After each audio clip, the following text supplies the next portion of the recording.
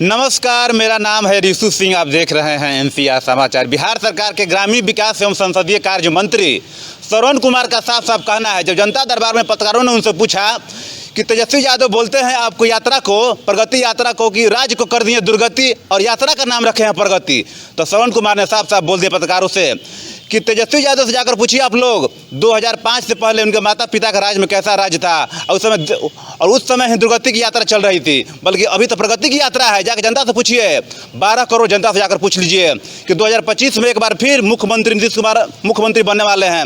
आइए बिहार सरकार के ग्रामीण विकास एवं संसदीय कार्य मंत्री श्रवण कुमार का एक खास रिपोर्ट आपको हम दिखाते हैं।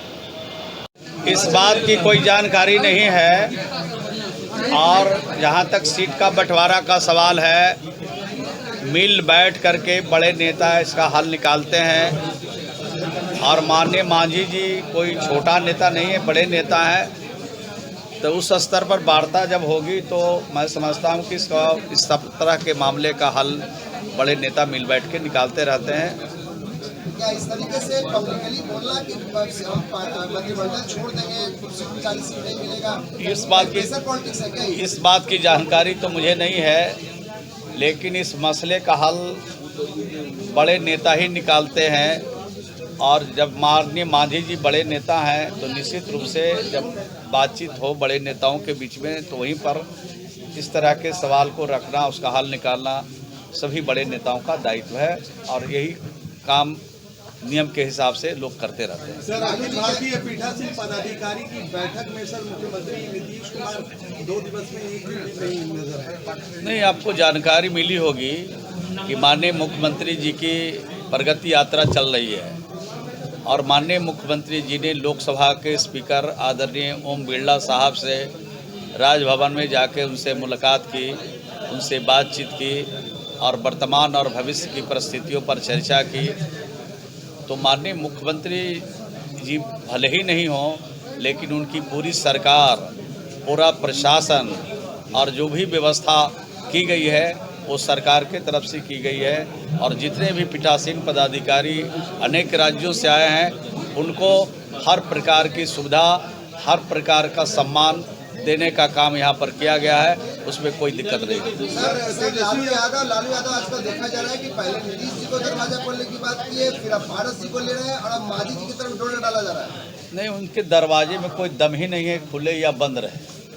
बिहार की जनता का जो सम्मान करेगा, जो उनके हिसाब से उनके विकास के लिए, तरक्की के लिए काम करेगा, जो राज्य में अमन और शांति का काम करता है, उसके पक्ष में जनता रहती है।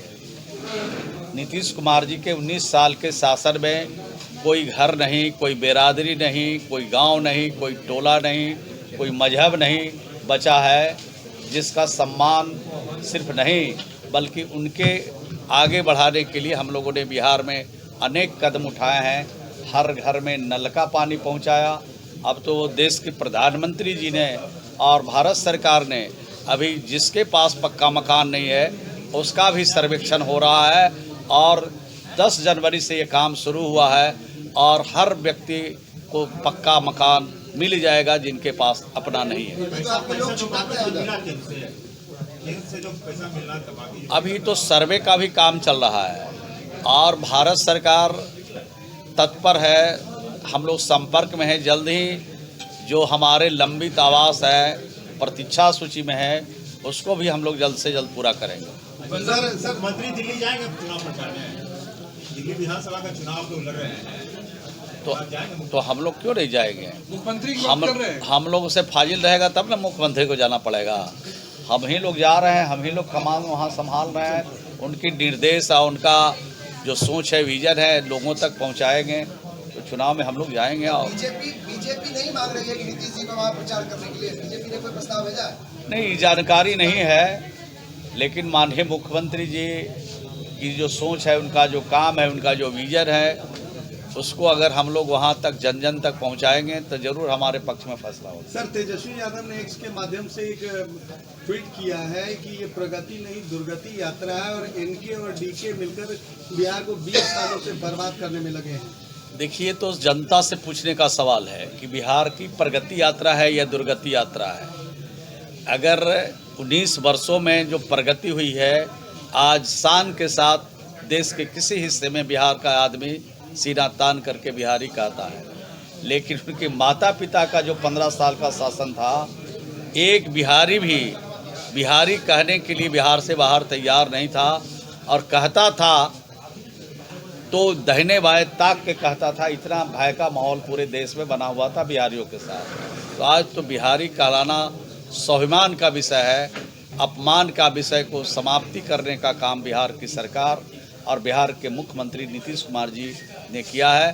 तो हर बिहारी आज गौरवान्वित है 19 साल के शासन में, और भी बिहार को गौरव प्राप्त करने का अवसर मिलेगा जब 2025 में नीतीश कुमार जी की फिर पुनः बिहार के मुख्यमंत्री बनेंगे। मंत्री जी, नीतीश जी जाएंगे कुंभ? अब ये सब सवाल तो निजी सवाल है, कौन कहाँ जाएंगे, किस यात्रा पर जाएंगे। अभी तो यात्रा ही चौथा ही यात्रा मुख्यमंत्री जी का चल रहा है, अभी तो कई यात्रा बाकी है। सर, योगी कैबिनेट आज महाकुंभ के दौरान ही लग रही है। अब तो सरकार का अपना अपना काम होता है, सरकार का अपना दायित्व होता है, सरकार अपने नियम और कानून के हिसाब से सरकार चलती है। तो वहाँ क्या हो रहा है उतनी जानकारी हम लोग को नहीं है, लेकिन कैबिनेट करना ये मुख्यमंत्री जी का विशेषाधिकार है। वहाँ की सरकार को काम करने के लिए अगर कुछ कमी है तो कैबिनेट से योजना, कैबिनेट से प्रस्ताव पारित करके उसको राज्य में लागू की जाती है।